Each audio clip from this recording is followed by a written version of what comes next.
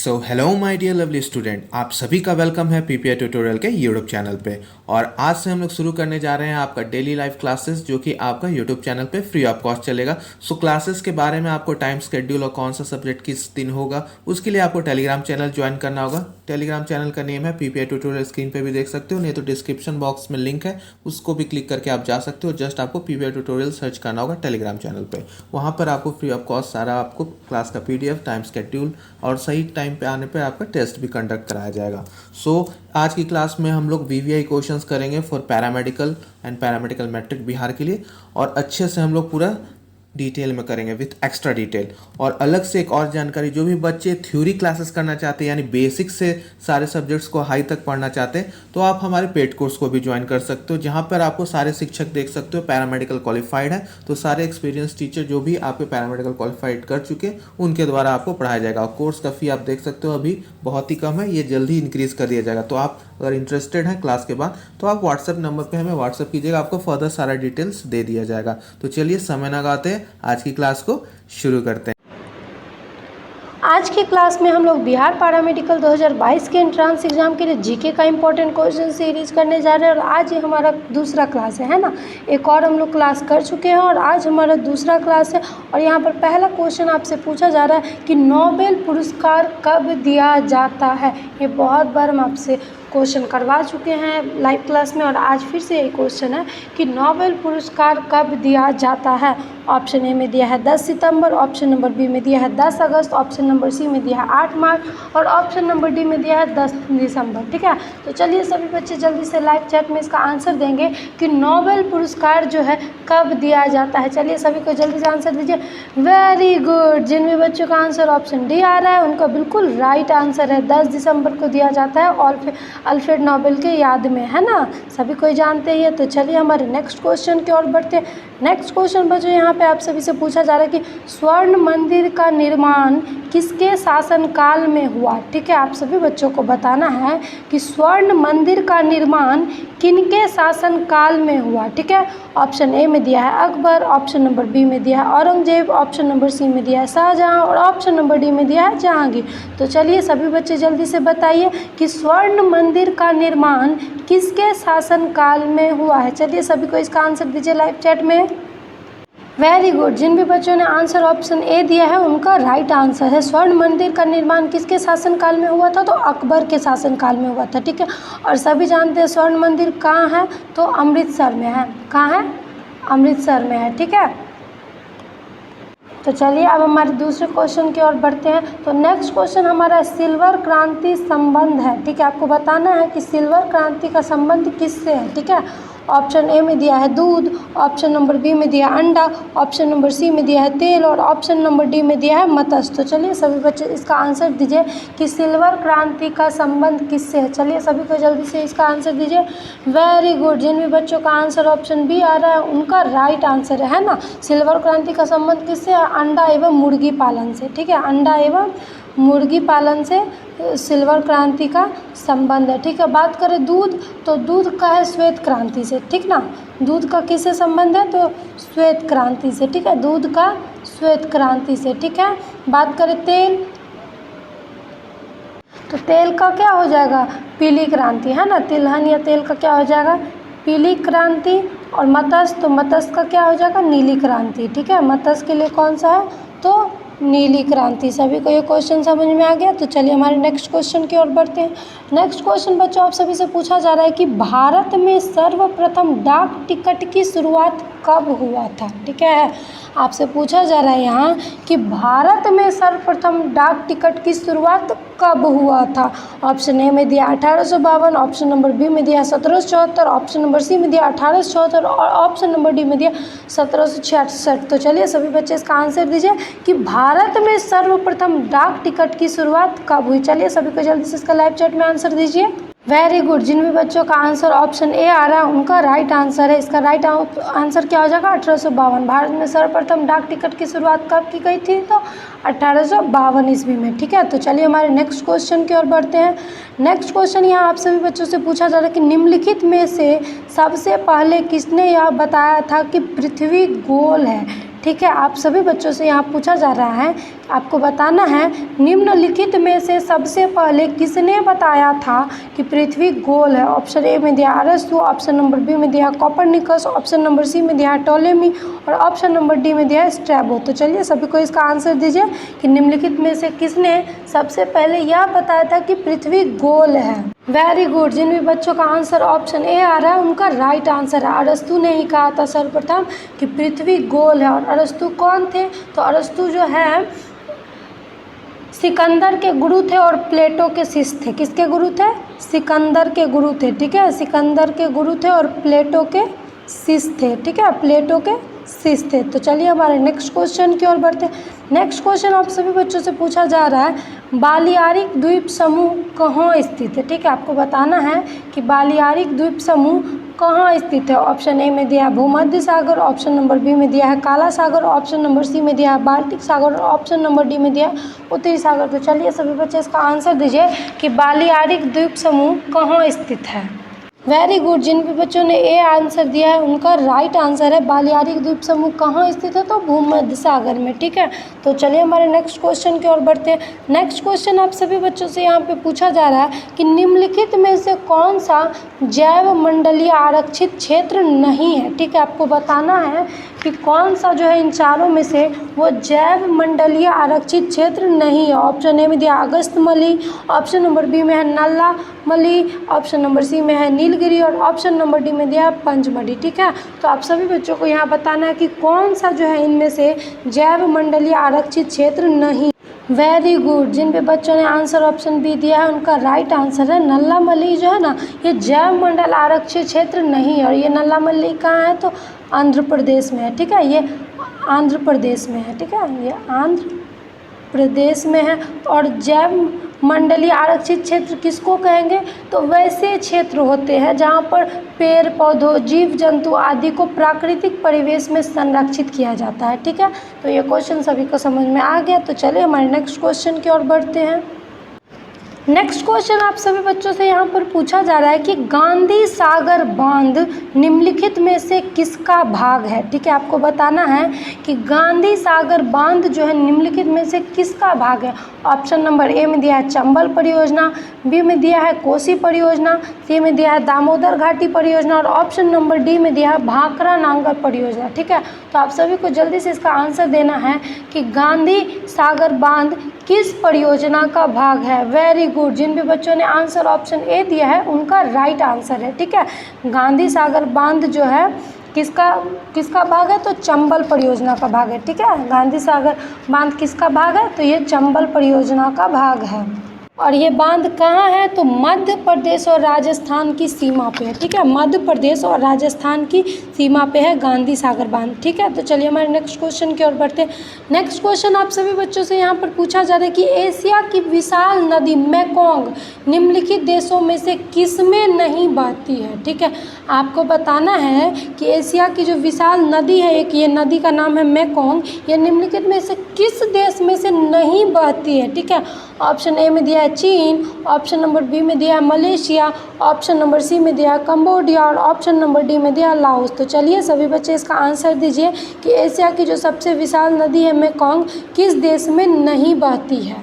Very good. इसका answer हो जाएगा ऑप्शन नंबर बी मलेशिया। ठीक है, ये जो मेकोंग नदी है ये मलेशिया से नहीं बहती है लेकिन चीन, कंबोडिया और लाओस से प्रवाहित होती है। ठीक है, तो चलिए हमारे नेक्स्ट क्वेश्चन की ओर बढ़ते हैं। नेक्स्ट क्वेश्चन ये आप सभी बच्चों से पूछा जा रहा है कि कुंवर सिंह, ठीक है, कुंवर सिंह जो थे 1857 में विद्रोह के एक प्रमुख नायक थे और आपको बताना कि वह निम्नलिखित में से किससे संबंधित थे, मतलब वो कहाँ पर जो है नेतृत्व किए थे। ठीक है, आप सभी बच्चों को बताना है कि कुंवर सिंह 1857 में विद्रोह के एक प्रमुख नायक थे, वह निम्नलिखित में से किससे संबंध थे। ठीक है, यहाँ मतलब निम्नलिखित में से कहाँ से नेतृत्व किए थे।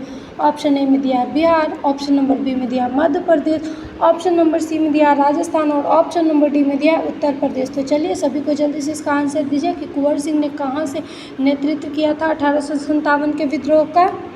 Very good. जिन भी बच्चों का आंसर ऑप्शन ए आ रहा है उनका राइट आंसर है कुंवर सिंह जो है बिहार में नेतृत्व किए थे। और इनका जन्म कब हुआ था?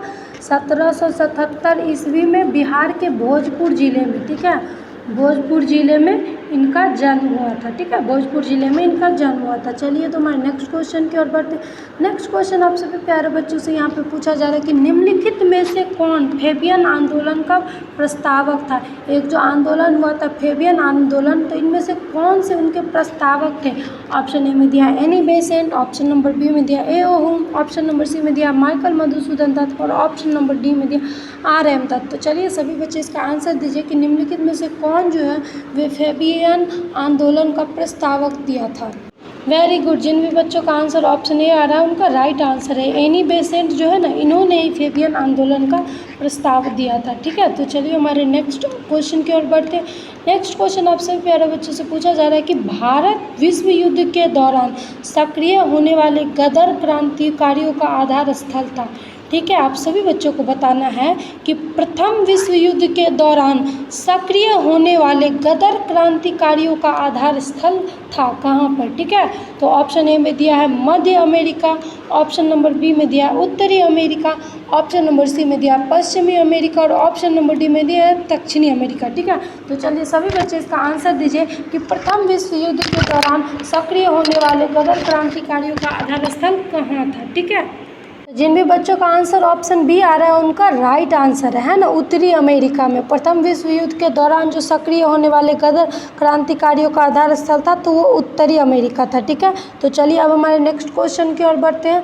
नेक्स्ट क्वेश्चन आप सभी बच्चों से यहाँ पे पूछा जा रहा है कि 1931 ईस्वी में कांग्रेस के कराची अधिवेशन में मूल अधिकारों पर प्रस्ताव, ठीक है, मूल अधिकारों पर प्रस्ताव का प्रारूप निम्नलिखित में से किसने बनाया था। ठीक है, यहाँ आपसे क्वेश्चन पूछा जा रहा है कि 1931 में जो कांग्रेस का कराची अधिवेशन हुआ था उसमें मूल अधिकारों पर प्रस्ताव का प्रारूप निम्नलिखित में से किसने बनाया था। ठीक है, ऑप्शन ए में दिया है B.R. Ambedkar, option number B में दिया है Pandit Jawaharlal Nehru, option number C में दिया है डॉक्टर राजेंद्र प्रसाद और ऑप्शन नंबर डी में दिया है सरदार वल्लभ भाई पटेल। तो चलिए सभी बच्चे इसका आंसर दीजिए। 1931 में जो कांग्रेस का कराची अधिवेशन हुआ था उसके मूल अधिकारों पर प्रस्ताव का प्रारूप निम्नलिखित में से किसने दिया था। जिन भी बच्चों का आंसर ऑप्शन सी आ रहा है उनका राइट आंसर है डॉक्टर राजेंद्र प्रसाद ने ही 1931 में जो कांग्रेस का कराची अधिवेशन हुआ था तो उसमें मूल अधिकारों पर प्रस्ताव का प्रारूप दिया था। ठीक है, तो चलिए अब हम लोग नेक्स्ट क्वेश्चन की ओर बढ़ते हैं। नेक्स्ट क्वेश्चन आप सभी बच्चों से यहाँ पे पूछा जा रहा है कि भारत के हिंदी साहित्य में मैला आंचल किसकी रचना है। ठीक है, ये हिंदी साहित्य से क्वेश्चन है। आपको बताना है कि भारत के हिंदी साहित्य में मैला आंचल किसकी रचना है। ऑप्शन ए में दिया है फणीश्वर नाथ रेणु या फिर रेणु, ऑप्शन नंबर बी में दिया है निराला, ऑप्शन नंबर सी में दिया है हरिऔध और ऑप्शन नंबर डी में दिया है दिनकर। तो चलिए इसका आंसर सभी बच्चे दीजिए कि भारत के हिंदी साहित्य में मैला आंचल किसकी रचना है। ठीक है, आप सभी बच्चों को बताना है कि मैला आंचल जो है किसकी रचना है। Very good. जिन भी बच्चों ने आंसर ऑप्शन ए दिया है उनका राइट आंसर रेणु ने। ठीक है, तो चलिए अब हमारे नेक्स्ट क्वेश्चन की ओर बढ़ते हैं। नेक्स्ट क्वेश्चन यहाँ आप सभी बच्चों से पूछा जा रहा है कि दी ओवल खेल मैदान कहाँ अवस्थित है। ठीक है, आपको बताना है कि दी ओवल, ठीक है, ये द ओवल एक खेल मैदान है और आपको बताना है कि ये कहाँ पर है। ऑप्शन ए में दिया है लंदन, ऑप्शन नंबर बी में दिया है सिडनी, ऑप्शन नंबर सी में दिया है न्यूजीलैंड और ऑप्शन नंबर डी में दिया है दक्षिण अफ्रीका। तो चलिए जिन भी बच्चों को इसका आंसर पता है तो आंसर दीजिए कि दी ओवल खेल मैदान कहाँ अवस्थित है। तो जिन भी बच्चों ने आंसर ऑप्शन ए दिया है उनका राइट आंसर है दी ओवल खेल मैदान कहाँ अवस्थित है, तो लंदन में है। ठीक है, तो चलिए अब हमारे नेक्स्ट क्वेश्चन की ओर बढ़ते हैं। नेक्स्ट क्वेश्चन ये आप सभी बच्चों से पूछा जा रहा है कि भारत का प्रथम नोबेल पुरस्कार पाने वाले व्यक्ति थे। ठीक है, आपको बताना है कि भारत का प्रथम नोबेल पुरस्कार पाने वाले व्यक्ति थे। ऑप्शन ए में दिया है Nanaji Deshmukh, option number B में दिया doctor Sarvepalli Radhakrishnan, option number C में दिया भूपेन हजारिका और ऑप्शन नंबर डी में दिया प्रणब मुखर्जी। तो चलिए सभी बच्चे इसका आंसर दीजिए कि भारत का प्रथम नोबेल पुरस्कार पाने वाला व्यक्ति कौन था। जिन भी बच्चों ने आंसर ऑप्शन बी दिया है उनका राइट आंसर है डॉक्टर सर्वपल्ली राधाकृष्णन जी को भारत में प्रथम नोबेल, मतलब भारत के प्रथम ऐसे व्यक्ति थे जिनको नोबेल पुरस्कार मिला था। और कब मिला था, तो 1954 ईस्वी में। ठीक है, 1954 ईस्वी में डॉक्टर सर्वपल्ली राधाकृष्णन को नोबेल पुरस्कार मिला था। और आप सभी जानते हैं डॉक्टर सर्वपल्ली राधाकृष्णन जो है भारत के प्रथम उपराष्ट्रपति और द्वितीय राष्ट्रपति थे, है ना। तो चलिए अब हमारे नेक्स्ट क्वेश्चन की ओर बढ़ते हैं। नेक्स्ट क्वेश्चन यहाँ आप सभी बच्चों से पूछा जा रहा है कि थल सेना के सर्वोच्च अधिकारी को क्या कहा जाता है। ठीक है, आप सभी बच्चों को बताना कि थल सेना के जो है सर्वोच्च अधिकारी को क्या कहा जाता है। ऑप्शन ए में दिया है lieutenant general, option number B में दिया है major general, option number C में दिया है ब्रिगेडियर और ऑप्शन नंबर डी में दिया है कर्नल। तो चलिए सभी बच्चे इसका आंसर दीजिए कि थल सेना के जो सर्वोच्च अधिकारी हैं उसको क्या कहा जाता है। तो जिन भी बच्चों ने आंसर ऑप्शन ए दिया है उनका बिल्कुल राइट आंसर है। थल सेना के जो सर्वोच्च अधिकारी है उनको लेफ्टिनेंट जनरल कहा जाता है। तो चलिए अब हमारे नेक्स्ट क्वेश्चन की ओर बढ़ते हैं। नेक्स्ट क्वेश्चन यहाँ आप सभी बच्चों से पूछा जा रहा है कि भारत के विदेश मंत्री जयशंकर से पहले कौन थे। ठीक है, आपको बताना है कि जयशंकर जी से पहले भारत के विदेश मंत्री कौन थे। ऑप्शन ए में दिया Sushma Swaraj, option number B में दिया निर्मला सीतारमण और ऑप्शन नंबर सी में दिया ए के एंटोनी और ऑप्शन नंबर डी में दिया अरुण जेटली। तो सभी बच्चे इसका आंसर दीजिए कि भारत के जो विदेश मंत्री है जयशंकर से पहले कौन थे। जिन भी बच्चों ने आंसर ऑप्शन बी दिया है उनका राइट आंसर निर्मला सीतारमण जो है ये जयशंकर जी से पहले भारत के विदेश मंत्री थी और वर्तमान में वित्त मंत्री है। ठीक है, ये अभी वर्तमान में वित्त मंत्री है। ठीक है, तो चलिए अब हमारे नेक्स्ट क्वेश्चन की ओर बढ़ते हैं।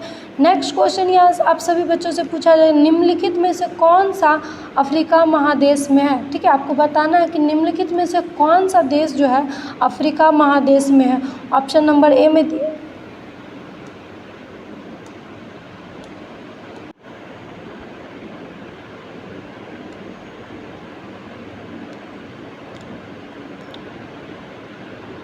नेक्स्ट क्वेश्चन आप सभी बच्चों से यहाँ पूछा जा रहा है कि निम्नलिखित में से कौन सा देश अफ्रीका महादेश में है। ठीक है, आप सभी बच्चों को बताना है कि निम्नलिखित में से कौन सा जो देश है वो अफ्रीका महादेश में। ऑप्शन ए में दिया नाइजीरिया, ऑप्शन नंबर बी में दिया है सिंगापुर, ऑप्शन नंबर बी में दिया है सिंगापुर, ऑप्शन नंबर सी में दिया है यूक्रेन और ऑप्शन नंबर डी में दिया कनाडा। तो चलिए सभी बच्चे इसका आंसर दीजिए कि निम्न में से कौन सा देश जो है अफ्रीका महादेश में है। तो जिन भी बच्चों ने आंसर ऑप्शन ए दिया है उनका बिल्कुल राइट आंसर है नाइजीरिया जो है ये अफ्रीका महादेश में है। तो चलिए आज के हमारे लास्ट क्वेश्चन की ओर बढ़ते हैं। तो आज का हमारा लास्ट क्वेश्चन है वर्ष 2010 का अर्जुन पुरस्कार किसे प्रदान किया गया। ठीक है, आप सभी बच्चों को बताना है कि वर्ष 2020 का अर्जुन पुरस्कार किसे दिया गया। तो ऑप्शन ए में दिया है Dinesh Phogat, option number B में दिया है Ishant Sharma, option number C में दिया है कुलदीप सिंह भुल्लर और ऑप्शन नंबर डी में दिया है धर्मेंद्र तिवारी। ठीक है, तो चलिए सभी बच्चे इसका आंसर दीजिए कि वर्ष 2020 का अर्जुन पुरस्कार किसे प्रदान किया गया। तो जिन भी बच्चों ने आंसर ऑप्शन बी दिया है उनका बिल्कुल राइट आंसर, इसका राइट आंसर हो जाएगा ईशांत शर्मा। तो ईशांत शर्मा को जो है वर्ष 2020 में अर्जुन पुरस्कार दिया गया था और ये कौन से खिलाड़ी है, तो ये क्रिकेट खिलाड़ी है। ठीक है, ये ईशांत शर्मा क्रिकेट खिलाड़ी है। तो आज का ये हमारा लास्ट क्वेश्चन था। आई होप आज की क्लास आप लोग को अच्छी लगी होगी। तो क्लास के बाद अपना फीडबैक दे दीजिए कि आपको आज की क्लास कैसी लगी और वीडियो को लाइक नहीं किया तो वीडियो को लाइक कर दीजिए और चैनल पर नए हैं तो चैनल को सब्सक्राइब कर दीजिए और बेल आइकन को प्रेस कर दीजिए ताकि सारे नए वीडियो के नोटिफिकेशन आपको सबसे पहले मिले।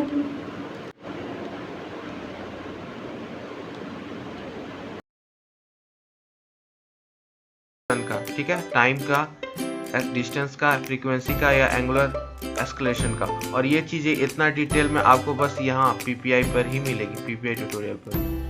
क्वालिटी सबसे ज़्यादा इम्पोर्टेंट है क्वांटिटी से। ठीक है, और ये चीज़ आपको हमेशा इसी चैनल पे मिलेगी और आप कहीं भी चले जाओ इतना क्वालिटी और क्वांटिटी दोनों को बैलेंस कोई नहीं कर सकता। ठीक है, सो बताइए अब आंसर क्या होगा। पार्सेक किसका यूनिट है, तो पार्सेक आपका डिस्टेंस का यूनिट है। ठीक है, हम लोग डिस्टेंस नापते हैं और सबसे बड़ा डिस्टेंस नापने का पार्सेक ही यूनिट होता है हमारा। ठीक है, पार्सेक मात्रक किसका है, तो दूरी नापने का। ठीक है, इसके बाद सबसे क्या होता है, लाइट ईयर्स। लाइट ईयर्स में भी हम लोग दूरी नापते हैं। तो एक पार्सेक बराबर कितना होता है, एक पीसी बराबर आपका होता है 3.08 इंटू 10⁻16 मीटर। ठीक है, जिसको कि हम लोग 3.26 लाइट ईयर्स भी बोलते हैं। ठीक है, लाइट ईयर्स के ऊपर सवाल आ सकता है। ठीक है, तो लाइट ईयर्स याद रखना। ये हो गया पहला क्वेश्चन। दूसरा क्वेश्चन देखते हैं। A constant force of 5 Newton is applied on a block of mass 20 kg for a distance 2 meters. ठीक है, the kinetic energy acquired by a block is 20 joules, 15 joules, 10 joules या 5 जूल।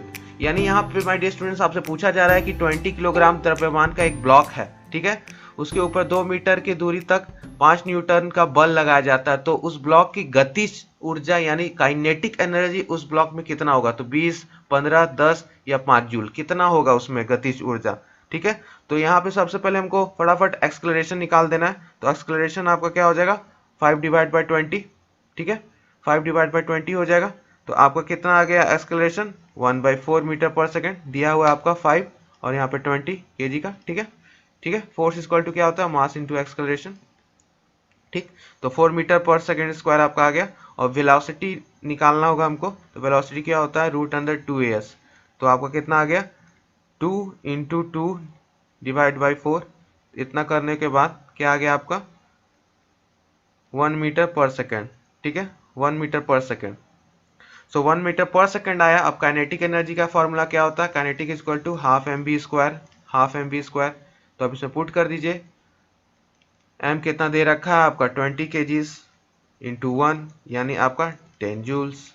तो 10 joules आपका answer आ गया, C option, 10 joules आपका सही उत्तर हो गया। ठीक है, ये न्यूमेरिकल था आपका। वर्क पावर एनर्जी से न्यूमेरिकल्स आ सकता है आपको। ठीक है, नेक्स्ट क्वेश्चन पे चलिए चलते हैं। क्वेश्चन नंबर 3 आपसे क्या पूछ रहे हैं यहाँ पे? When mass of a body is double the kinetic energy of the body will, यानी आपका यदि वस्तु का द्रव्यमान दुगना कर दिया जाता है तो वस्तु की गतिज ऊर्जा होगी। ठीक है, half, double, 1/4, non of this, यानी आधी होगी, दुगनी होगी, 1/4 होगी, या इनमें से कोई नहीं। तो आपको बताना है when a mass of a body is double, double कर दिया जाए तो क्या होगा। तो देखिए काइनेटिक एनर्जी हम लोग को पता है। काइनेटिक एनर्जी क्या होता है? अभी हम लोग किया half mv square, half mv square. ठीक है, और m क्या दे रखा है आपका? m डैश, ये डबल हो जाएगा। ठीक, और आपका काइनेटिक एनर्जी क्या होगा डबल करने पे? तो बस पुट कर दीजिए इस फॉर्मूला में 2m को। तो कितना आया आपका? हाफ इंटू 2m और v स्क्वायर। ठीक है, तो आपका क्या आ गया? mv square. ठीक है, mv स्क्वायर आया आपका, जो कि आपका बराबर हो गया काइनेटिक एनर्जी के डबल। ठीक है, यानी ट्वाइस हो गया। तो आपका सही उत्तर क्या आ जाएगा? डबल। ठीक है, तो डबल हो गया आपका, यानी आपका दुगना हो जाएगा। काइनेटिक एनर्जी क्या हो जाएगा? दुगना हो जाएगा। ठीक है, ठीक, क्योंकि आपका हाफ था ना, हाफ mv स्क्वायर, अब आपका क्या हो गया? mv स्क्वायर, तो डबल हो गया ना। आइए क्वेश्चन नंबर 4 पे चलते हैं। ठीक है, क्वेश्चन नंबर 4 क्या बोल रहा है? A resistance allow a current of 0.02 ampere to flow through it when there is a potential difference of 10 volt between its and the resistance of a resistor is। ठीक है, यदि आपको एक प्रतिरोध पर 10 वोल्ट का विभव अंतर लगाने पर 0.02 एम्पियर की धारा प्रभावित होती है तो प्रतिरोधक का प्रतिभाव कितना होगा? 100 ओम, 300 ओम, 200 ओम या 500 ओम? जल्दी बताइए आंसर कितना होगा फास्ट। तो हमको यहाँ पे करंट क्या दे रखा है? 0.02 ओम। ठीक है, पोटेंशियल डिफरेंस आपका कितना है? 10 वोल्ट। ठीक है, तो हमको V इक्वल टू IR होता है, फॉर्मूला पढ़े हैं हम लोग। ठीक है, तो आपको रेजिस्टेंस पूछ रहा है तो R इक्वल टू V/I। ठीक है, तो आपका 10 अपॉन में 0.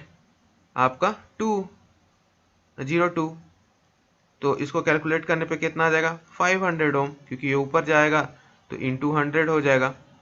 ठीक है, ये डिवाइड बाई 2 तो 500 हो गया, क्योंकि 1000 हो जाएगा ना, 1000 डिवाइड बाई 2 तो आपको कितना हो गया? 500। तो 500 आपका रजिस्टर हो जाएगा। तो V इक्वल टू IR याद रखिएगा, ये बहुत अच्छा फार्मूला है, इंपॉर्टेंट फार्मूला है। ठीक है, ये था आपका क्वेश्चन नंबर 4। आइए अब क्वेश्चन नंबर 5 में चलते हैं।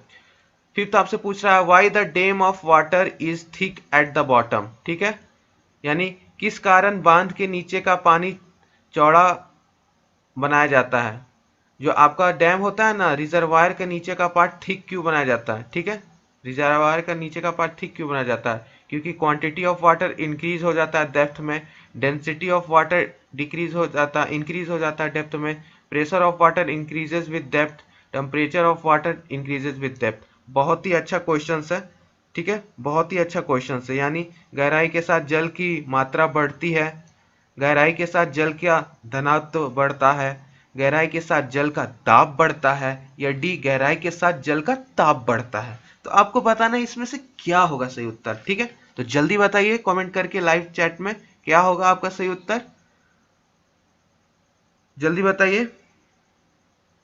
तो इसका सीधा सीधा सरल आंसर है ऑप्शन नंबर सी, गहराई के साथ जल का दाब बढ़ता है। प्रेशर आपका of water increase with depth. इसलिए हम लोग कहते हैं ना, जो स्कूबा डाइवर्स होते हैं, जो समुद्र में जाते हैं, उनका भी एक लिमिट होता है, उस लिमिट से ज्यादा नीचे नहीं जा सकते हैं वो लोग। ठीक है, और सबमरीन्स जो भी यूज करते हैं हम लोग, सबमरीन्स, उसमें भी बहुत लिमिट रहता है, पूरा नीचे नहीं जा सकता। ये तो इतना प्रेशर होता है, सोचिए सबमरीन आपका बना हुआ होता है पूरा लोहा का, फिर भी उसको पानी समुद्र दाब सकता है, जैसे एक बोतल को हम लोग हाथ से दाब सकते हैं अगर ज्यादा नीचे चला जाए डेप्थ में। तो विथ विथ गोइंग डाउन आपका प्रेशर बढ़ता है। ठीक है, और ये किस फॉर्मूला या आपका नियम पे आधारित है, कमेंट कीजिएगा। जिसका सही कमेंट आएगा हम उसको पिन करेंगे और वेरी गुड देंगे। ठीक है, कमेंट में, ठीक है, पिन कर देंगे उनका कमेंट, सबसे ऊपर दिखेगा उनका कमेंट, और उनको वेरी गुड देंगे। ठीक है, तो ये आपका 5 क्वेश्चन हो गया। चलिए नेक्स्ट क्वेश्चन पे चलते हैं। क्वेश्चन नंबर 6 आपसे क्या पूछा है देख लेते हैं। The transformer is devise on the principle of, यानी आपका ट्रांसफॉर्मर है जो निम्नलिखित में से कौन सा सिद्धांत पर ट्रांसफॉर्मर कार्य करता है। तो ट्रांसफॉर्मर, बहुत अच्छा क्वेश्चन ट्रांसफॉर्मर के ऊपर, किस सिद्धांत पर आपका ट्रांसफॉर्मर काम करता है। तो self induction, mutual induction, AD current, none of this, यानी प्रेरण, अनियोनन प्रेरण, भैवर धारा, या इनमें से कोई नहीं। तो आपको बताना है self induction, mutual induction, C eddy current, none of this. तो जल्दी बताइए किस पे काम करता है। जी हाँ, करेक्ट आंसर है, ट्रांसफार्मर आपका म्यूचुअल इंडक्शन पे काम करता है। ठीक है, और ट्रांसफार्मर का फॉर्मूला याद कर लीजिएगा, हम नहीं बताएंगे, ये होमवर्क है, इसी बहाने आप पलटोगे तो ट्रांसफार्मर वाला चैप्टर। ठीक है, जल्दी से लाइक कर दीजिए, इतना कम लाइक है, लाइक करिए। ठीक है, वीडियो को लाइक कर दीजिए। ठीक है, इतना तो आप कर ही सकते हो। ठीक है, फटाफट लाइक कर दीजिए सभी कोई, नहीं तो क्वेश्चन और हार्ड हार्ड लाएंगे। जल्दी जल्दी, हाँ चलिए आ जाइए। सो आपका क्वेश्चन नंबर 7 क्या पूछ रहा है।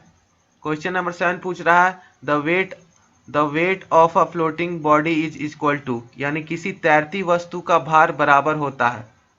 पहला, अपथ्रस्ट और बायोंट फोर्स के चलते।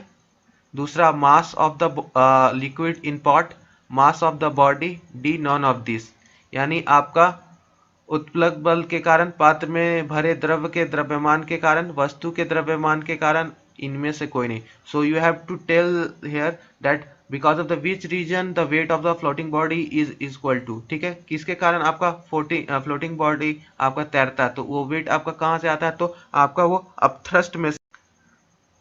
सो जैसा कि बता रहा था मैं कि आपका जो फ्लोटिंग होता है, wait of the floating body, वो आपका अपथ्रस्ट का होता है। जैसे कोई भी आप चीज पानी में डाले हो तो वह तैर रही है, नीचे नहीं जा रही है, तो फोर्स नीचे से उतना ही लग रहा है जितना वेट है इसका, तभी वो नीचे नहीं जा पा रही है, तो बायोंट फोर्स उसको बोलते हैं। ठीक है, ए ऑप्शन। ठीक है, अपथ्रस्ट और बायोंट फोर्स। ठीक, क्वेश्चन नंबर 8 पे आ जाते हैं। In which colour of light has the minimum scattering, बहुत अच्छा क्वेश्चन। इस पे डायरेक्टली विबजियोर के ऊपर क्वेश्चंस आपका आता है। ठीक है, सो आपका स्कैटरिंग सबसे क्या होता है, तो स्कैटरिंग किस चीज का होता है। ठीक है, लीस्ट पूछ रहा है, तो लीस्ट में आपका रेड कलर का होगा। ठीक है, सबसे ज्यादा स्कैटर कौन करता है, तो वायलेट। क्यों करता है, क्योंकि इसका तरंग दैर्घ्य यानी लैम्डा कम होता है और रेड का ज्यादा होता है, इसलिए तो रेड पेन लिख रहा हूं तो आपको ज्यादा अच्छा से दिख रहा है। यही वायलेट लूंगा तो आप लोग मैसेज करोगे सर रेड पेन यूज कीजिए, रेड पेन यूज कीजिए। क्यों, क्योंकि आपको रेड पेन ज्यादा अच्छा से दिखता है, इसका लैम्डा ज्यादा रहता है। वही मैं वायलेट अभी यूज करूंगा तो परेशान हो जाओगे, बोलोगे नहीं सर इसको मत हटाइए पेन को, तो वायलेट यूज कर रहा हूँ ना। देखिए वायलेट यूज करता हूँ, देखिए वायलेट यूज कर रहा हूँ, तो आप तुरंत बोलोगे नहीं सर रेड कीजिए, रेड में ज्यादा अच्छा लग रहा है। ठीक है, थोड़ा देर वायलेट यूज करते हैं। ठीक है, ओके चलिए। सो 8वां का क्या हो गया आपका आंसर, लाल। ठीक है, प्रकाश की किस तरंग में न्यूनतम प्रकीकरण होता है, तो आपका लाल का, ठीक है, मिनिमम स्कैटरिंग। तो ये था आपका क्वेश्चन नंबर 8। आइए क्वेश्चन नंबर 9 पे आते हैं। क्वेश्चन नंबर 9 आपसे पूछ रहा है, a total charge of 90 Coulomb's flows in a conductor during a time of 5 minutes, the strength of a current in the conductor will be. ठीक है, सो आपको यहाँ पर एक चालक में 5 मिनट में 19 कूलम आवेश प्रभावित होता है, तो चालक में धारा का परिमाण क्या होगा, तो आपको बताना है। ठीक है, क्या होगा इसका सही उत्तर। तो आपको Q कितना दे रखा है, गिवन डेटा हमेशा न्यूमेरिकल्स में लिख लीजिए।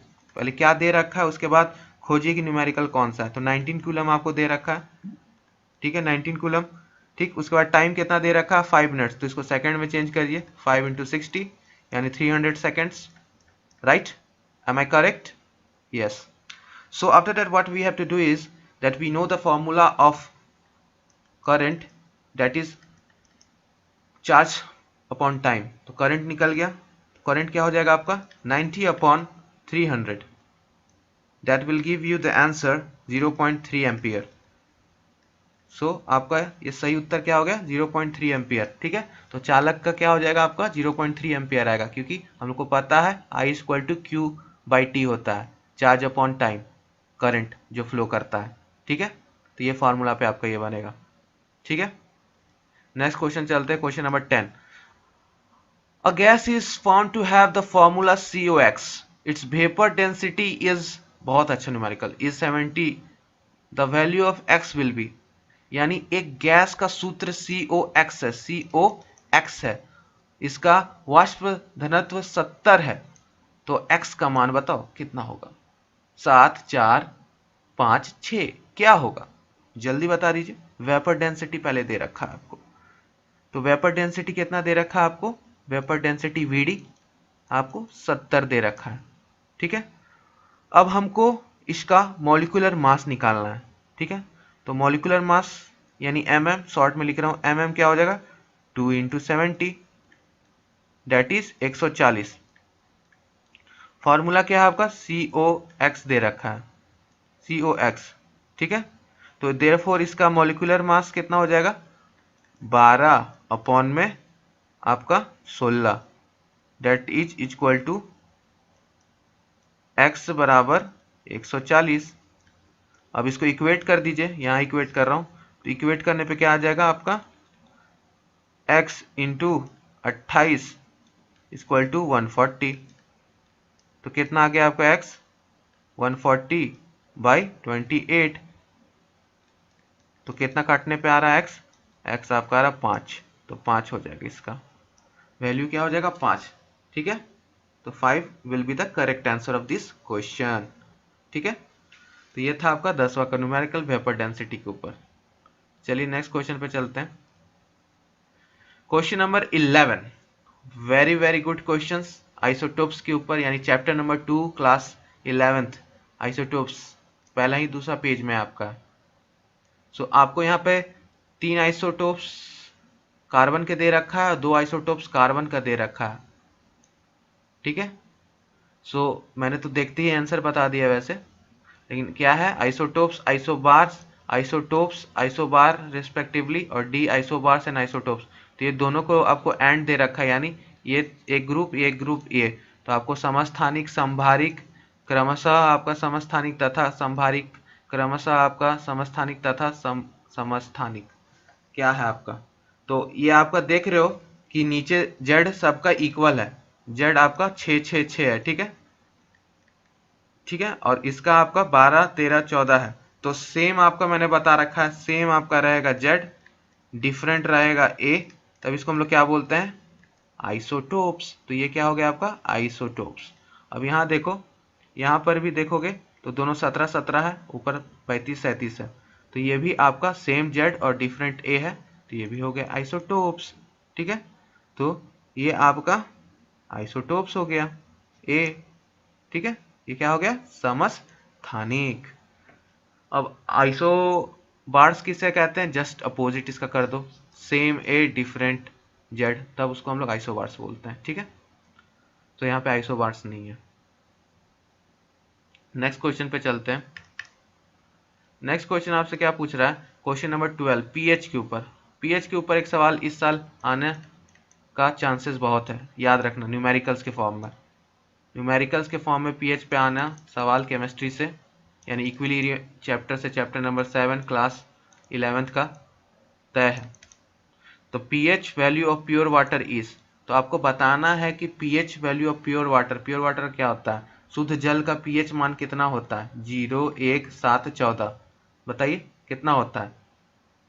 सो प्योर वाटर का आपका पीएच यानी न्यूट्रल सॉल्यूशन जिसको बोलेंगे वो होता है 7, ठीक है 7। एसिडिक का कितना रहेगा आपका 7 से कम। बेसिक का कितना रहेगा, क्षारीय का आपका 7 से ज़्यादा, अम्लीय का 7 से कम, ठीक है। तो ये था आपका क्वेश्चन नंबर 12 का। चलिए क्वेश्चन नंबर 13 अब देख लेते हैं। मेरा क्वेश्चंस पढ़ने से पहले आंसर दे दीजिएगा बालकों, और तैयारी करते रहिए, रिवीजन प्रीवियस ईयर कर लीजिए। और जो पहली बार वीडियो देख रहे हो जाके प्रीवियस ईयर अभी भी कर लो, जो जेन्युइन प्रश्न ना वो मैंने पूरा करा रखा है पीसीबी का, पैरामेडिकल डेंटल का प्लेलिस्ट में जाइएगा, मैट्रिक और डेंटल और पीएम करके मैंने बना रखा है सब्जेक्टिव वाइज प्लेलिस्ट में, जाके अभी भी कर लीजिए, अच्छे से 20 दिन में हो जाएगा, ठीक है। और अच्छा ही होगा, प्लेलिस्ट बना हुआ है, आपको उससे बहुत फ़ायदा होगा, क्योंकि कहीं भी नहीं, मेजॉरिटी में आपका कहीं भी आपको प्रीवियस ईयर्स नहीं सॉल्व कराया गया है प्लेलिस्ट बना के ईयर बाय ईयर, क्योंकि लोग नहीं कराना चाहते, क्योंकि आपको सब अदर जगह पे अदर यूट्यूबर्स मतलब कहने का कि आपको वो असली क्वेश्चंस नहीं दिखाते हैं कि क्वेश्चंस क्या है, ये असली क्वेश्चंस नहीं है, ये आपका मॉडल है।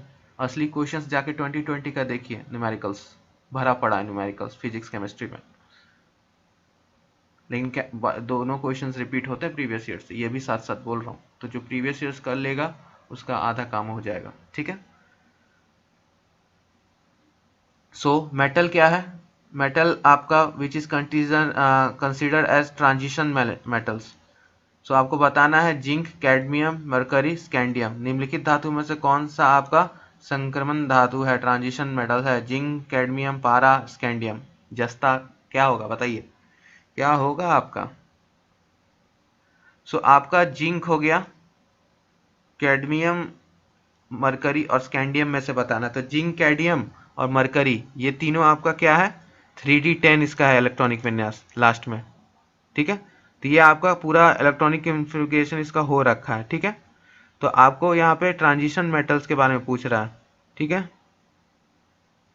सो आपका स्कैंडियम हो जाएगा ये, यानी स्कैंडियम का 21 होता है, यानी 4s2 3d1। तो ये ट्रांजिशन मेटल्स में आपका चला जाएगा इनकम्प्लीट डी ऑर्बिटल के वजह से, तो इसलिए इसको ट्रांजिशन मेटल्स में हम लोग डालते हैं, ठीक है। जिंक को भी हम लोग लेते हैं, लेकिन इसका कंप्लीट है इसलिए इसको हम लोग नहीं बोलते ट्रांजिशन, ठीक है। आइए क्वेश्चन नंबर 14 में देखते हैं। क्वेश्चन नंबर 14 आपसे क्या बोल रहा है, Which of the following element is present in excess amount in the human bones and teeth? So आपको यहाँ पे पूछ रहा है निम्नलिखित में से कौन सा तत्व मानव हड्डी एवं दांतों में प्रचुर मात्रा में यानी एक्सेस अमाउंट में पाया जाता है, सोडियम, पोटेशियम, कैल्शियम या कार्बन, कौन सा है आपका, जल्दी बता दीजिए। तो आपका करेक्ट उत्तर हो जाएगा कैल्शियम। हमारी बोलते हैं ना दूध पिया करो, कैल्शियम सैंडोज खाओ, वुमेन हॉर्लिक्स पियो जिसे कैल्शियम मिले। तो कैल्शियम से हमारा बोन बनता है, क्योंकि कैल्शियम और फास्फोरस का हमारा बोन्स में सबसे ज़्यादा डिपोजिशन होता है, ठीक है। और समय के साथ क्या होता है, विथ हमारा एज ये लचीला होते जाता है, इलास्टिसिटी बढ़ते जाता है आपका बोन्स का। इस चलते कहते हैं ना बुढ़ारी में पैर संभाल के चलना चाहिए, नहीं तो गिर जाओगे तो प्लास्टरों काम ना दे, भोजपुरी में कहा जाता है। तो इसलिए समय के साथ हमारा ये जो कैल्शियम और फास्फोरस का है ना डिपोजिशन वो कम होते जाता है, जिससे चलते इलास्टिसिटी आ जाती है बोन में, ठीक है, लचीला हो जाता है बोन। इस वजह से हमें कैल्शियम इंटेक करते रहना चाहिए, दूध पीते रहना चाहिए। तो जो गर्ल्स दूध नहीं पीती हैं अभी भी पीजिए, नहीं तो आगे चल के दिक्कत होगी, ठीक है। तो दूध पीने टाइम नखरा नहीं होना चाहिए, आराम से दूध पी लेना चाहिए, ठीक है, चाहे काऊ का हो चाहे बफेलो का हो, नाक बंद करके गट गट गट पी जाना है। आइए नेक्स्ट क्वेश्चन पे चलते हैं। 15 the gas used for artificial ripening of green fruits. ये बायोलॉजी का आपका प्रश्न है, प्लांट फिजियोलॉजी से, और एक क्वेश्चन आप यहाँ से एक्सपेक्ट कर सकते हो आपका प्लांट फिजियोलॉजी से, हार्मोन्स के ऊपर ज़रूर पूछेगा। सो आपको बताना है कि हरे फलों को कृत्रिम रूप से पकाने के लिए प्रयुक्त गैस कौन सी है। तो यहाँ पे आपको गैस दे रखा है हिंदी में। और एक चीज़ मैं बता देता हूँ, ये आपको कोई नहीं समझाएगा, ठीक है। एग्जामिनेशंस में आप लोग जब बैठो, ठीक है, पेपर आपको मिले, आप भले ही हिंदी मीडियम के स्टूडेंट हो, आप भले ही इंग्लिश मीडियम के स्टूडेंट हो, लेकिन क्वेश्चंस को ज़रूर देखना हिंदी और इंग्लिश दोनों में। ऐसा क्यों कह रहा हूँ, आपके सामने 15 नंबर क्वेश्चंस है, ठीक है। सो कभी कभी क्या होता है ना, जो ट्रांसलेशन होता है क्वेश्चंस का, वो इस प्रकार से होता है ना कि आपको क्लू दे दे वो, ठीक है, हिंट दे दे। और ऐसा आपको बहुत सारे क्वेश्चंस में मिलेगा। जिस क्वेश्चंस में आपको दिक्कत हो उसका इंग्लिश वर्जन भी पढ़ना और हिंदी वर्जन भी पढ़ना। जैसे यहीं पे देखो, the gas used for artificial ripening of green fruit is, ठीक है। अब यहाँ पे हरे फलों में कृत्रिम रूप से आपको पकाने के लिए कौन सा प्रयुक्त गैस होता है, ठीक है। तो आप यहाँ दोनों पढ़े, ठीक है। अब यहाँ दोनों में गैस का बात हो रहा है, आर्टिफिशियली राइपनिंग, अब कृत्रिम रूप से पकाना है हमको। तो ये हम लोग डेली लाइफ में आपका करते हैं। डेली लाइफ में हम लोग जैसे मैंगो का भी सीजन गया, आम का सीजन गया, तो हम लोग कच्चा आम तोड़ के पकाते हैं ना, उसको कार्बाइड बोलते हैं, जिसको कार्बाइड से पकाते हैं, ठीक है। तो आपको वैसे ही यहाँ पे पूछ रहा है किस गैस से पकाते हैं, एसिटिलीन, इथाइलीन, इथेन, आपका कार्बन डाइऑक्साइड, तो किससे पकाते हैं, जल्दी बताइए। तो आपका हमेशा याद रखना, जब भी पकाने का काम होगा ना, राइपनिंग का, तो आपका इथाइलीन, इथाइलीन का क्या फॉर्मूला होता है, जल्दी बताइए, C2H4, ठीक है, ये होता है आर्टिफिशियली। तो आपका बी सही उत्तर हो गया, ठीक है। तो क्वेश्चंस हमेशा इंग्लिश हिंदी में पढ़ना, आपको जरूर कुछ ना कुछ ऐसा हिंट मिलेगा जो आपका हिंदी में होगा इंग्लिश में नहीं, हिंदी में होगा आपका इंग्लिश में नहीं, और इंग्लिश में होगा हिंदी में नहीं। तो इससे आपको बेनिफिट होगा, खासकर न्यूमेरिकल्स में या वन लाइनर क्वेश्चंस में, ठीक है।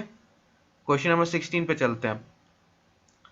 क्वेश्चन नंबर 16 आपसे क्या पूछ रहा है, cosmetic powder are prepared from, यानी आपको बताना है कॉस्मेटिक पाउडर आपका एस्बेस्टोस, टैल्क, जिप्सम, आपका सरपेंटाइन। सरपेंटाइन किससे होता है, asbestos, talc, gypsum, serpentine. Cosmetic powder किससे बनाया जाता है, जल्दी बता दीजिए। तो कॉस्मेटिक पाउडर हम लोग बोलते हैं टैल्क, टैल्क ये हम लोग यूज भी करते हैं, टैल्कम पाउडर बोलते हैं ना, क्यों टैल्कम पाउडर अपना मुंह पे हमेशा घसती रहती हो, ये सब, तो वैसे ही पे टैल्कम पाउडर हो गया आपका, ठीक है, टैल्क। सो ये आपका 17वां नंबर क्वेश्चन पे आ जाइए कि in the given reactions 2Na+S, जो आपको देगा Na2S, ठीक है। इसका नेमिंग आपको कमेंट करना है, Na2S को हम लोग क्या बोलेंगे, केमिकल नेम इसका कमेंट कीजिएगा, जिसका सही होगा उसको वेरी गुड। सो दिए गए अभिक्रिया में आपका 2Na+S जोड़ के आपका Na2S सल्फर होता है। तो आपको बताना ये ऑक्सीडाइज हुआ रिएक्शन में, रिड्यूस हुआ, यानी सल्फर के बारे में बताना, ये जो आपका सल्फर है S, वो क्या हुआ, ऑक्सीडाइज हुआ, यानी ऑक्सीजीकृत हुआ, आपका रिड्यूस हुआ, अपचयित हो गया, या सी आपका ऑक्सीडाइजिंग एजेंट होगा, अपचयक, या आपका नॉन ऑफ दिस। सो ये आपका फंडा किस चीज पे बेस्ड है, ऑक्सीजीकरण अवस्था, क्या, ऑक्सीजीकरण स्टेट। तो सबसे पहले रिएक्शंस लिखो, रिएक्शंस क्या देख रहा है, 2Na+S आपका 0, that is Na divide by 2S minus, ये प्लस हो गया, ये माइनस हो गया, ठीक है। तो आपका यहाँ पे 0 है और यहाँ पे माइनस है, ठीक है। तो S आपका क्या हो गया, माइनस हुआ। तो ये आपका क्या हो गया, गेन हो गया, क्या हो गया, गेन हो गया। किस चीज का गेन हुआ, तो इलेक्ट्रॉन का, इलेक्ट्रॉन का गेन हुआ। तो क्या होता है उसको, रिडक्शन। ऑक्सीडेशन में क्या होता है आपका, दिया जाता है। तो आपका क्या हो गया यहाँ पे उत्तर, उत्तर हो गया रिड्यूस, अपचयित, ठीक है। तो चलिए अब नेक्स्ट क्वेश्चन पे चलते हैं my dear students. So next question आपसे यहाँ पे पूछा जा रहा है कि the mixture of CO and H2 is known as, यानी ये मैंने बहुत बार बता चुका, प्रीवियस ईयर्स में आ चुका, पैरामेडिकल मैट्रिक में, पैरामेडिकल डेंटल में, ये सबको याद हो चुका होगा जितने में स्टूडेंट्स ने प्रीवियस ईयर कर लिया है। सो आपको CO प्लस H2 हम लोग किस गैस को बोलते हैं? Synthesis gas, B water gas, C producer gas, या बोथ A एंड B? तो मैंने आपको हमेशा बताया है कि सिंथेसिस गैस भी यानी शॉर्ट में इसको क्या बोलते हैं? Syn gas. सभी को याद है ना? यस टाइप कर दीजिए कमेंट बॉक्स में, यस टाइप कर दीजिए। हाँ, वेरी गुड। सो आपका सिन गैस और वाटर गैस दोनों बोलते हैं इसको, तो बोथ A एंड B, ठीक है। इसको हम लोग दोनों बोलते हैं D, both A and B, ठीक है। प्रोड्यूसर गैस का फॉर्मूला होमवर्क है और कमेंट बॉक्स में कीजिएगा, ठीक है। कमेंट बॉक्स में प्रोड्यूसर गैस का डालना है आपको, ठीक है। जो जो डालेंगे उनको हम VVI वेरी गुड दे देंगे, ठीक है। जितना वेरी गुड लेना है बटोर लीजिए। बस 20 दिन बचे हैं आपके पास, जी लो जिंदगी जितनी जीनी है। ये 20 दिन आपसे कोई नहीं छीन सकता, और मैं नहीं सिखाऊंगा कि आपको ये 20 दिन कैसे पढ़ना है। आपको अपना मेहनत खुद करना है और खुद हासिल सफलता करना है, ठीक है। आ जाइए। Compound that are needed for enzyme to function properly are, ठीक है। एंजाइम ठीक प्रकार से कार्य करेंगे, इसके लिए कौन सा यौगिक आवश्यक है? बफर, स्टेरॉइड्स, विटामिन्स या heavy metals? Buffer, steroid, vitamins या भारी धातु? Compound that are needed for enzymes to function properly, तो ये आपका क्या होगा इसका सही उत्तर? जल्दी बता दीजिए। तो इसका सही उत्तर होगा आपका विटामिन्स। विटामिन्स के प्रेजेंस में आपका एंजाइम्स प्रॉपर्ली काम करते हैं, ठीक है। आपको एक बात याद होगी ना, शायद मुझे याद नहीं है, नहीं आप कंफर्म कर देना, मैं जस्ट अभी बता रहा हूँ। होलो एंजाइम, अब पता नहीं मुझे याद नहीं है। ओपो एंजाइम प्लस कोफैक्टर, सही है क्या? Holoenzyme equal to apoenzyme plus cofactor, एक बार बता देना, मुझे याद नहीं है, मैं भूल रखा हूँ, कंफ्यूज हूँ, आप बता देना, ठीक है। लेकिन इंपॉर्टेंट है ये। अब apoenzyme equal to holoenzyme plus cofactor है कि holoenzyme equal to apoenzyme plus cofactor है, थोड़ा बुक पलटो, ठीक है। मुझे याद नहीं है, अब गलत है सही है मुझे नहीं पता, कमेंट कीजिएगा सही है नहीं, और गलत होगा तो लिख के सही कमेंट कर दीजिएगा, मैं उसको पिन कर दूंगा, ठीक है। आइए क्वेश्चन नंबर 20 पे।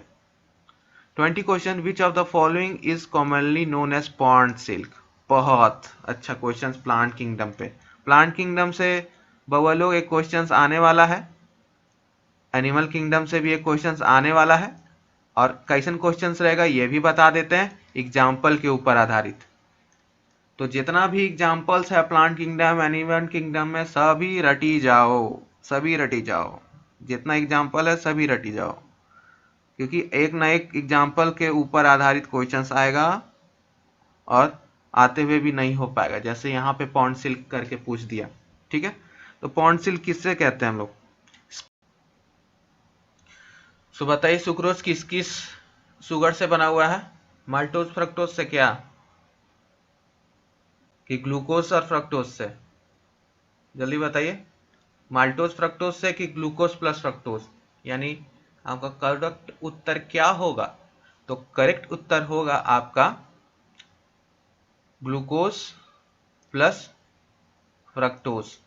तो ये दोनों नेचुरल शुगर है। ये कहाँ? शुगर गन्ना में पाया जाता है, शुगर केन में, ठीक है। तो ये नेचुरल हो गया, नेचुरली भी हमें मिलता है।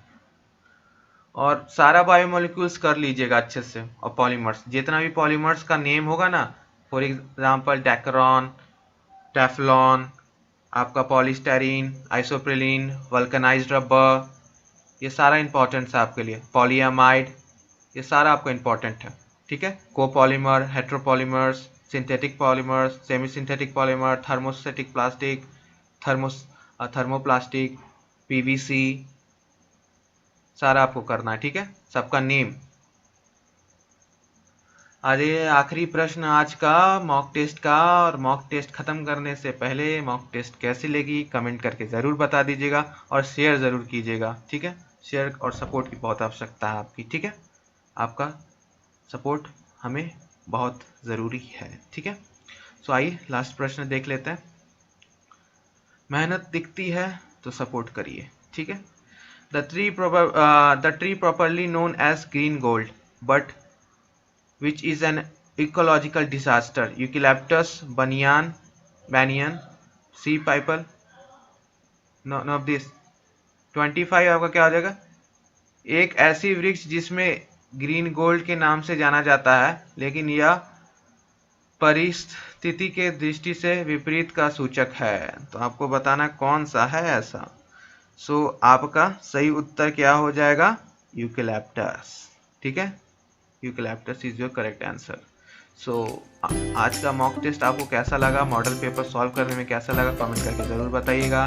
और इसी तरह के lectures, mock test, sample papers और आपका प्रीवियस ईयर सॉल्व करने के लिए पैरामेडिकल, पॉलिटेक्निक और ITI बिहार, झारखंड, यूपी तीनों स्टेट्स के लिए PPI को सब्सक्राइब करना ना भूलें। चलिए नेक्स्ट मॉडल पेपर में मिलते हैं और धीरे धीरे मॉडल पेपर का टफनेस बढ़ाते हैं, ठीक है, और आसमान की ऊंचाइयों तक ले जाते हैं और स्ट्रेस को नीचे ले आते हैं ग्राफ में, ठीक है। Bye bye and keep studying and keep doing hard work and all the best for the examinations. And सभी को thank you, teachers take care, सभी को thank you, God bless you all. मेहनत कीजिए, सफलता प्राप्त कीजिए और इस चैनल का प्यार भूल नहीं जाना रे। प्रीवियस ईयर सारा कराया है अच्छे से डिटेल में, अच्छे से करके सारा प्रीवियस ईयर एग्जाम में जाना रे, वरना फिर ना कहना मुझे मार्क्स अच्छा आया नहीं, साइंस में आपने पढ़ाया नहीं, ठीक है। चलिए bye bye and keep studying.